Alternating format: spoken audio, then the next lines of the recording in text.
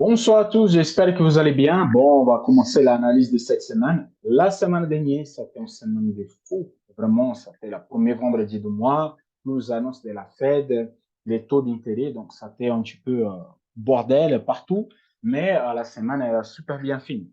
Donc, je vais commencer le lundi, il n'y a rien. Donc, le lundi, c'est vraiment, après une semaine très compliquée, on vient sous un peu le calme. OK? Lundi, on n'a rien du tout. Mardi, commence avec perspective énergétique à court terme.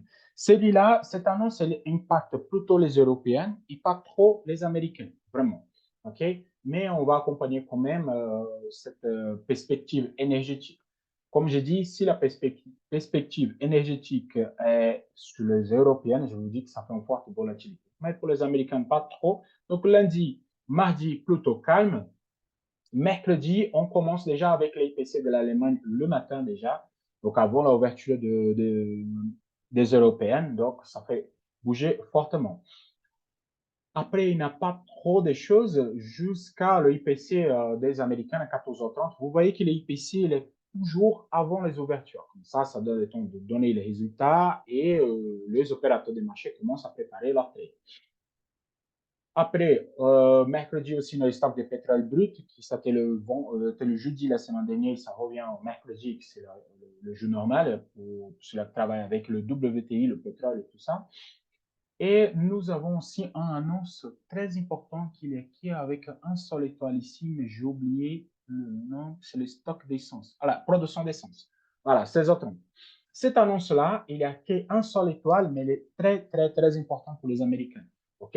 Donc, celui-là, utilisez votre alerte et placez parce que la production d'essence, elle est très importante, surtout à ce moment-là. OK? Les stocks d'essence aussi très important. Donc, c'est lié, c'est la même. Ils ont mis un seul étoile, mais non, c'est une annonce de 3 étoiles et c'est super important. Le jeudi, on a classique, inscription hebdomadaire au chômage. On a un discours de la BCE, c'est là, c'est le troisième de haut vers le bas sur la pyramide du Banque centrale européenne. Donc, ça veut dire que c'est une annonce importante aussi, même si on a mis 2 étoiles, c'est important quand même. Les prix des productions, OK, et c'est tout. D'où les discours de BCE. Non, c'est là, non. Et le vendredi, ça va être spéculatif, donc 5 journées plutôt classiques euh, qu'on peut avoir. Par contre, le samedi 13, on a deux discours. Et ce type de discours ici, c'est celui-là qui fait des gigantesques gaps à la ouverture des marchés de lundi. OK? Donc, dimanche, minuit, tout ça. Donc, attention pour le 15 mai, c'est les 50% de mois. Donc, attention avec celui-là. Je passe sur TradingView direct parce qu'on a pas mal de choses à voir. On commence par le Bitcoin. Bon, là, c'est le Bitcoin. OK. On est bloqué.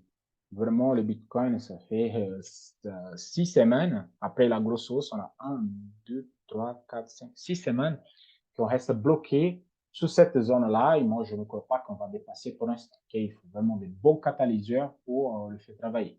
Comme je continue avec la même dynamique, pour le buy, pour le prochain buy à long terme, c'est supérieur à 32 000 dollars. Voilà.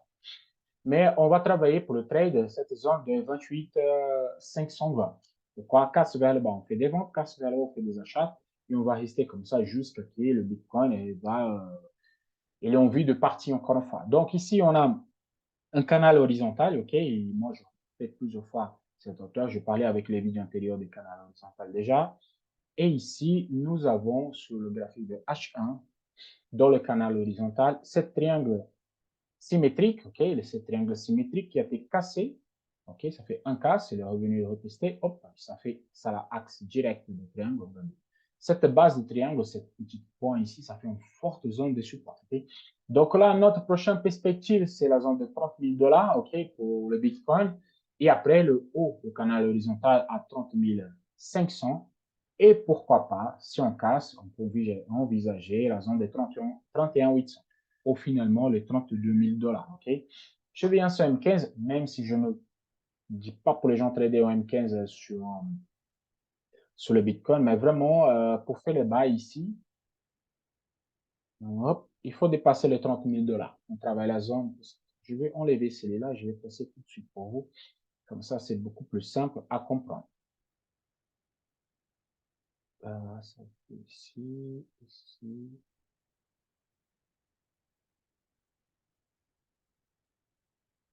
Je vais mettre juste deux canaux.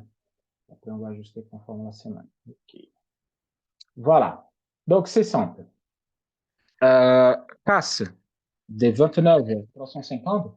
On peut faire un petit trait de correction, okay, jusqu'à 28 500. Et à partir de là, on peut envisager des perspectives de hausse. Pourquoi? Justement, parce que le Bitcoin, il est aussi, la tendance, elle se retourne déjà. OK, par contre, si on casse direct la zone de 29 800, on peut faire un petit trade jusqu'à 30 500. Moi, je ne considère pas ce trade sur 15 minutes sur le Bitcoin. Pour moi, le minimum, c'est un daily pour rentrer en position en toute sécurité, avoir de gros retournements, de bons prises de position. Okay? Donc, je vais m'arrêter là.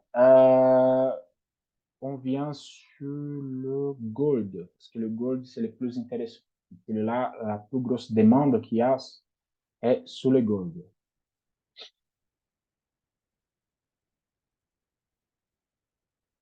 Bon, le gold, vous avez vu que record historique, on a essayé de tester une fois, on a presque testé deux fois. Et on a dépassé notre ligne d'équateur, qui c'était le 19,95. Maintenant, notre ligne de référence, c'est la zone de 2024 dollars. Donc, 2024 dollars, c'est la zone de référence. Pourquoi on a clôturé supérieur à la zone de 2000 dollars, qui c'est la zone majeure qui, moi, je vais parler. Okay? J'ai donné l'exemple avec la clôture sur notre plus bas qui c'est là, et on a presque essayé. On avait une plus bas, et après on retourné, et on est bloqué. Honnêtement, sur 2035, on va être bloqué et la zone de 19,88. Mais bon, notre ligne d'équateur, c'est celle-là. Supérieure à 2024 dollars, on continue à faire des bails. Inférieur à celle-là, on privilégie hausse, vente, hausse, vente. Vous voyez qu'à ce niveau-là, les vendeurs, ils sont vraiment présents. Je ne veux pas passer la zone des 2054 parce qu'en fait, le test majeur, c'est ici, la zone de 2024 dollars. Donc, on va observer carrément cette zone. Sur les autres temps graphiques, regardez, on a eu notre figure chartiste qui a été cassée pour baquer objectif théorique et les faits, et on vient se reposer dessus. Je vais enlever. Pourquoi? Parce que si la figure elle est complète, il n'a aucun sens de la trader. Moi, je vois une petite chose ici. Je vais essayer de passer pour voir si ça confirme ma théorie sur le 61 des Fibos.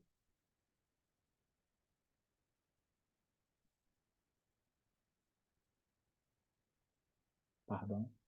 Je veux ça maintenant.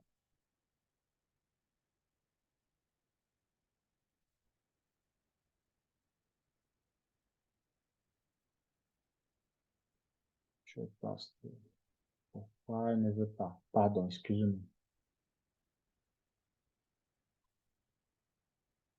OK, Ouchala. Donc là, on vient s'appuyer sur les 61 des Fibos. Je vais voir, c'est plus précisément ça. Oui, on vient s'appuyer sur 61 des Fibos. Par contre, ça, c'est un Fibonacci non validé. Okay? Donc, 61 des Fibos, on a forte chance de continuer à remonter, surtout quand on s'appuie ici sur les zones de support, cette résistance. Cette résistance, c'est on a dépassé un support. Donc, attention avec celui-là. Je viens directement sur 15 minutes et je vais enlever cette Fibonacci pour ne pas avoir de problèmes. OK. Donc, la semaine, je vais faire juste un petit résumé. Moi, je fais de la semaine. OK. Le lundi, on a fait un petit mèche et moi, j'ai dit la casse 19,95, c'est de vente. On a vendu, tac, tac, on a revenu. J'ai donné ce trade-là pour le vendredi. Vraiment, ce trade-là, ceux qui ont vu le jeudi, ce trade, moi, je donnais. À l'ouverture des marchés, moi, j'ai dit, avant la clôture, j'ai dit, vous avez celui-là qu'on peut montrer avec un stop loss et l'ouverture, vous avez un douzième. Vous avez deux opportunités de rentrer. Pour rentrer, le stop loss plus haut, take d'un niveau, take des deux niveaux. Ici, vous prenez deux niveaux. Ça, sur M1, il est venu jusqu'à là. Donc, le take profit, il ne clôture pas. Donc, cette hausse, là, si vous rentrez ici, ça fait un take des quatre niveaux directs. Okay? Au minimum, à 19, 24. C'était là que c'était prévu le take profit que moi, j'ai donné le jeudi. Donc, c'est fait. Maintenant, cette partie-là, on dépasse. Voilà, c'est fini. Et pour cette semaine, j'ai tracé déjà le nouveau. Et comme je dis, je garde la zone de 2024 $ comme référence. Donc là, c'est ça. Possiblement, et c'est ça que moi je vois plutôt, OK, on commence la semaine à la hausse pour faire la mèche de la semaine en graphique hebdomadaire. Et après, on casse et on continue à baisser jusqu'à 19,95. Moi, je pense que le marché est pour retourner sur 19,95 pour cette semaine. Honnêtement, je pense ça parce que avec les mouvements hebdomadaires, ça fait une grosse mèche, il faut s'y retourner. Et à casse de ce niveau-là, ça fait la casse de 61 de Fibonacci. OK, si on casse 61, on va jusqu'à les 100%. C'est la partie que moi je montrais sur le daily. Donc, sur 2018 de là, je peux faire un bail sur la deuxième casse, jamais sur la première casse. Pour envisager 1924, je sécurise mon trade et là, j'observe. Si le casse, il continue à monter et le casse, je fais des bails et je continue à monter. Par contre, si il retourne et elle me casse 19,10, oh, 2010 $, ça veut dire qu'elle va se retourner jusqu'à 2000 $ et pourquoi pas les 19,95. Donc, soyez attentifs avec cette zone. On est au milieu. On est plutôt pour aller faire la mèche et retourner. Mais attention, il faut continuer à la baisse, venir tester et finir à la hausse pour la semaine. Donc, c'est pour ça qu'il faut rester observateur tous les jours pour accompagner les mouvements de la semaine et ne pas louper ce type de trade. Je passe sur le DAX. Je vais passer sur l'hebdomadaire parce que sur l'hebdomadaire, ça commence à devenir intéressant. Les acheteurs sont fort présents. Regardez, la tendance est haussière. On ne peut pas discuter sur cette partie-là. Et moi, je vais garder ici. Je suis vendeur sur 15 900 $, et c'est la zone, l'ancienne zone que moi je veux donner. OK? Et je continue à faire des achats à partir de là. 15 950, je fais que des achats. Pourquoi j'ai dit ça? Parce que là, pour les héliotistes, c'est ici, vous avez un vague des Elliott. Et ça a super bien fonctionné. En plus, ici, je donnais une étoile le matin sur le vidéo de jeudi, mais on dit, hop, attention, le retournement ici, sur les ondes des 61, c'est classique sur les faits. Sous H1, j'avais donné cette biseau descendant, connotation haussière, c'est normal. Et le biseau descendant, connotation haussière, c'est ça son travail, retournement de tendance. Donc, il a clôturé parfaitement. Donc, l'objectif est fait. Celui-là, on supprime. Si l'objectif est fait, il a conscience de exister. Je passe 15 minutes pour donner les points d'entrée pour la semaine. Attention, le jeudi, moi, je donnais ce trade-là. À la ouverture de marché, moi, je donne. Il était ici quand je fais les vidéos, je me rappelle. OK? Et j'ai dit, là, c'est le bail. Pourquoi je fais Canada référence zone honnête? Je dis que le bail, il était ici. Après, j'ai dit 12e chance là. Après, j'ai donné même mon 3e chance qui ça a été ici, sur 15 900 $. J'ai donné 3 opportunités de rentrer sur le vendredi. Et les 3 opportunités, ils ont super bien passé. Celui-là, je supprime. Parce que si vous loupez celui-là et vous avez peur de rentrer sur l'opère parce que c'est gigantesque, le chandelier, vous avez la casse, vraiment la casse, comme je dis, regardez. Casse de 15 900, OK? Casse, stop loss plus bas, take des 1 niveau, take des 2 niveaux, parfaitement touché, et après, on finit la semaine. Pour ce trade-là, moi, je donnais le jeudi, la soirée de jeudi pour vendredi. Pour lundi, ouverture de marché, je vais passer quelques niveaux, c'est largement suffisant. Je vais garder les 15 900 $ comme ma référence. Okay? Vraiment, celui-là, c'est ma référence de la semaine. Moi, je vais juste découper ici pour voir la zone de 50%. Pardon, c'est là. Comme ça, je sais la référence hebdomadaire des hauts et basses. Donc, la semaine, elle est pour commencer avec une petite baisse pour retester 15 900. Parce que s'il est cassé sur l'hebdomadaire, c'est normal qu'il vienne retester. Et après, faire une mèche et finir la semaine, pourquoi pas la zone de finalement 16 200. Donc, on va rester observateur. Si elle me casse, je peux tenter un trade jusqu'à 15 900. Par contre, la vente pour le plus conservateur, c'est s'il casse 15 900. Là, vous pouvez vendre, ça veut dire qu'il va continuer à baisser. OK? Mais à ce niveau-là, si on retournement, moi, je vous conseille d'attendre la zone de 16 000 $, 16 010, et à partir de là, faire des achats plus hauts. Donc, c'est à vous. Si vous voulez vendre sur la première sortie, qui moi je ne conseille pas, vous pouvez les faire. Sinon, vous attendez en retour qui partent vers l'autre. Si la semaine va être baissière, d'ici, il va remonter, petite gap, ouvre, teste la zone de 16 050 et à partir de là, il baisse et casse tout, vont vers le bas. Donc, attention avec le rebond. Si les tests 16 050, il retourne, on va continuer à vendre, OK? Par contre, si les tests la zone plus bas, il retourne, on va privilégier des achats. Ou il va partir sur la deuxième casse, vous pouvez prendre la position. Mais moi, je vous conseille le lundi, quand le trade est à niveau, vers le haut ou vers le bas. Okay, lundi, c'est une journée plutôt calme pour les indices pour cette semaine. Le Dow Jones. Bon, le Dow Jones, c'est l'unique qui a vraiment fini en négatif la semaine, ok? Mais moi, comme la tendance, elle est forte haussière, et moi, je veux dire que la zone d'achat, c'était les 33 300, vraiment, il est venu sur 33 300. Je vais garder en esprit la division ici, ok? 33 750. Donc, inférieur à celui-là, comme nous sommes là, on continue à privilégier des ventes jusqu'à les 10%, ok? Vraiment, jusqu'à les 10% ici de la correction majeure. Par contre, s'il me casse la zone de 33 750, je fais des buy et pourquoi pas envisager 34 240. Donc, on va rester vendeur et acheteur avec les lignes d'équateur sur 33 750. OK? Je viens sur 1 heure parce que c'était 1 heure que j'ai tracé cette trade line. Et moi, j'ai expliqué la question de retournement de tendance qui était ici. C'était pas grand-chose, 15 minutes. Donc, le jeudi soir, je vais vous montrer cette structure baissière pour ceux-là qui font de intraday. Et moi, je dis que la structure, ok, la casse de la structure, c'était ici, à 33, 460, 450, c'est environ ça. Et moi, je donnais cette trade le jeudi. On était ici, ok, la fermeture de marché, j'ai donné cette trade. Pour ceux-là qui ont été attentifs, vraiment, cette casse, okay, on a ouvert le marché, tac, tac, il y en a eu une petite sortie ici, ça fait le premier trade. Mais moi, je me rappelle que moi, j'ai dit, la casse de 10%, ça a été là, vous rentrez en position et vous placez le plus bas, sécurisez vos trades ici sur la trade line, et après, vous pouvez rentrer en position. Et c'est exactement ça qu'il a fait.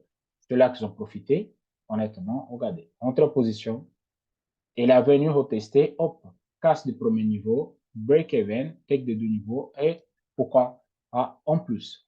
J'ai dit pour les plus conservateurs, il faut attendre la casse de la structure. Donc, casse de la structure qui était ici à 33 470 ou 460 comme vous voulez.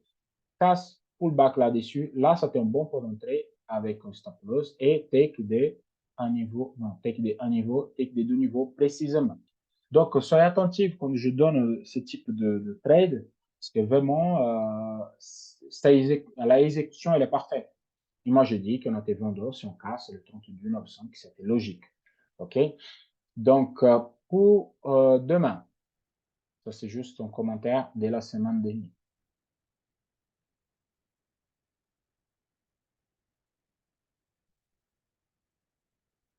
Pour demain, comme je dis sur le graphique hebdomadaire, je vais garder la ligne de 34 750 environ comme mon repère de bas et d'essai. Et là, il va venir tester parce que c'est plus bas dès la repère de vendredi. Si on continue à baisser, on peut tenter en vente, pourquoi pas jusqu'à 33 300, encore une fois. Et on peut faire ça au début de la semaine et après, on repartit à l'achat de monter. S'il vient ici à ce niveau-là, c'est un canal de référence de notre, s'il teste ce niveau, il recasse la zone de 33 470, je peux vendre encore une fois à la casse de la structure qui c'est celle-là. Okay? 33 465, 70 environ ici. Test, qui ça fait le pullback daily, recasse la zone et je fais des buys. Par contre, si le me casse direct ici, 33 750, ça veut dire qu'il n'y a pas de pullback, rien du tout. Là, c'est de buy vraiment jusqu'à minimum retour sur l'ouverture de mois. Et ça, c'est l'ouverture de mai. Et pourquoi pas 32, 250, 34 250, pardon. Donc, c'est observé. Mais Ah, mais vous n'avez pas parlé des ventes. Pour moi, c'est juste cette vente-là, entre ici et là. C'est tout. Mais s'il y a une deuxième place, la tendance elle est forte haussière, je ne peux pas vraiment faire des ventes plus conséquentes. Mais comme nous sommes plus bas que la zone de 33 750 environ, vraiment, on peut privilégier ce type de vente-là. Si on commence à semaine en vente, on va terminer en achat, plus ou moins. OK? Pour les plus conservateurs, la vente retournement tendance, c'est la casse de 10%. 33 250, mais on est trop loin encore. Donc, buy supérieur, vente inférieure, vente 33 600, buy retour vers le bas, casse des 33 460, ou buy en 33 750. Il y a deux options de buy et un seul de vente. Nasdaq. Nasdaq sous le hebdomadaire, on est bloqué sur la zone de 13 200. Vraiment, 13 200, elle ne veut pas qu'on travaille. Et je vais garder le même esprit. Okay? Entre 33 000 ou 13 200, je vends. Supérieur à celui-là, j'achète. C'est hyper simple. Le Nasdaq, c'est pas compliqué. Ça fait 6 semaines, je crois que 7 semaines. 2, 3, 4, 5, 6 semaines qu'on est sous cette zone de 13 200 et on va faire des buy et des ventes conforme la volonté de marché. Okay? Je me rappelle que moi, je dis, ça fait à peu près 6-7 semaines que la zone majeure, c'est de 13 600. Et là, ça fait un retournement de tendance à long terme. Quand je parle de long terme, c'est vraiment un hebdomadaire qui fait un retournement de tendance, la tendance majeure. Voilà. Et là, si on casse cette structure de 13 600, là, ça fait un retournement de tendance. On passe en tendance haussière à long terme. Juste pour expliquer pour les gens qui ne comprennent pas. On est sur notre canal, OK? Et là, maintenant, je veux vous donner quelque chose de très intéressant que moi, j'ai marqué. La fête de Nasdaq, ça, j'explique toujours et mes élèves connaissent parfaitement. En Fibonacci, sur la Fed, le Nasdaq a la forte tendance de rebondir sur le 61. Et regardez la précision de 61. Le jeudi, j'ai donné cette trade-là. J'ai dit, si on casse le 61, on va continuer à baisser. Pourquoi pas venir tester? J'ai dit plein de blablabla. Et j'ai dit, si on casse la zone de 23% que je vais vous montrer sur le Fibonacci, c'est une validation. Et vraiment, il a exécuté en perfection ce que j'ai dit. Donc, si vous avez une correction et vous commencez à faire des buy, non, attendez, tracez un Fibonacci, attendez des zones majeures des 50 ou des 61, et là, vous pouvez trader tranquillement. Bon, c'est juste un parallèle. Et là, je vais vous montrer les Fibonacci que moi j'ai tracé sur H4, qui c'est là que je montrais le jeudi. Okay? Ils m'ont montré, il était par là sur M15 et moi je vais vous montrer. Là, j'ai un Fibonacci, okay? Fibonacci tracé. Et sur M1, j'ai eu la validation sur les Shimoku. Ceux-là qui ne savent pas, je suis spécialiste Shimoku. Donc, Fibonacci validé. La casse de 50% plus sortie de nage par là-haut, signal de bail validé. Et on a venu toucher précisément le 100%. Ça, c'est un trade école. Vraiment, c'est un trade hyper école, hyper simple. Et c'est là, c'est l'explication que moi je donne à tous mes élèves. Ça, c'est un trade école. Fibonacci validé, casse de 50%, sortie des nages par le haut en même temps, validation parfaite, stop loss entre 38 et 23%, tac, et on va toucher les 100%, et là, ceux-là qui ont rentré ce trade, ça fait la merveille, c'est un trade école. Jeudi, j'ai donné 3 points d'entrée. 3 points d'entrée, j'ai donné pour, pareil pour le Nasdaq. On était ici, j'ai dit la casse vraiment de 13 040, 13 000, c'était 13 040, moi je me dis, voilà. C'est exactement ici, sur les 50%. J'ai dit la première casse, c'est Canada référence zone neutre, vous pouvez acheter avec un stop loss plus bas et le take profit, j'ai dit pour envisager la zone de 13 200. OK, mais sinon, vous faites take de un niveau, take de deux niveaux, ça passe aussi. Je donnais le deuxième trade qui s'appelle la casse de 13 040 parce que c'est fait les 50% des hebdomadaires que j'ai découpé, hausse et basse de ma ligne hebdomadaire. J'ai coupé en 50% et regardez la casse, elle a été ici. Donc, on casse la même chose, et stop loss plus bas et on va envisager la zone supérieure. Celle-là. Ça a super bien passé. Le troisième trade, j'ai dit que c'était la casse de l'oblique baissière. OK, c'est un canal qui m'a tracé. Hop, la casse, elle est faite. OK, la casse, elle est faite. Et là, ça fait un trade de la OPR qui vous rentrez. Le troisième trade que moi je donnais, c'était la casse de la zone de 13200. OK, vous rentrez en position là, le stop loss plus bas toujours, il take un niveau et deux niveaux. Parfait. Vraiment, le Nasdaq, il obéit parfaitement les lignes. OK? Si vous avez trois opportunités de rentrer sur le marché, vous ne rentrez pas, ça veut dire que vous n'avez pas du tout attention à la vidéo et vous n'êtes pas intéressé à apprendre. Pour demain, pour demain, j'ai tracé super simple. OK? On garde toujours 13 200 comme la référence hebdomadaire. Donc, je suis plutôt vendeur en toute sécurité inférieure à 13 200, qui c'est la zone hebdomadaire ici. On peut commencer la semaine, on va bien observer la semaine. Si on commence à la baisse, regardez, il y a Canada référence zone neutre, si on casse 13 200, ça veut dire qu'on vient pullbacker la OPR et pourquoi pas pullbacker cette canal baissière qui c'est là, qui n'était pas pullbacké encore. Là, on a fait 100% de Fibonacci, je vais enlever pour ne pas embêter. Donc, pour retourner ici, pour pullbacker, pourquoi pas sur la zone psychologique de 13 000 points, on peut faire ça et après repartir à la hausse. Donc, si je casse 13 200, take des niveaux, take des deux niveaux, ok, jusqu'à 13 000. Et à partir de là, c'est des buys. C'est en vente dangereuse, oui, parce que le marché de Nasdaq, la tendance, elle est forte haussière à ce moment-là. Par contre, n'hésitez pas, si on casse de 13 280 pour envisager finalement le 20% à 13 300 et pourquoi pas finalement venir sur 13 500 et 13 600. Je crois que ça va être plutôt pour la semaine, ou sinon on va rester neutre. Okay? Mais vraiment, j'ai envie de faire cette vente-là et prendre ici le plus bas et faire cet achat. Ça, c'est à moi. OK? C'est le pullback, la trade line. Je peux passer en bas une fois 13 100, sécurisation 13 200 pour envisager 13 300. Je peux les faire. OK? Mais ça, je dirais que dans la semaine. Pour l'instant, c'est juste buy 13 280, vente 13 195 et 90, comme vous voulez. OK?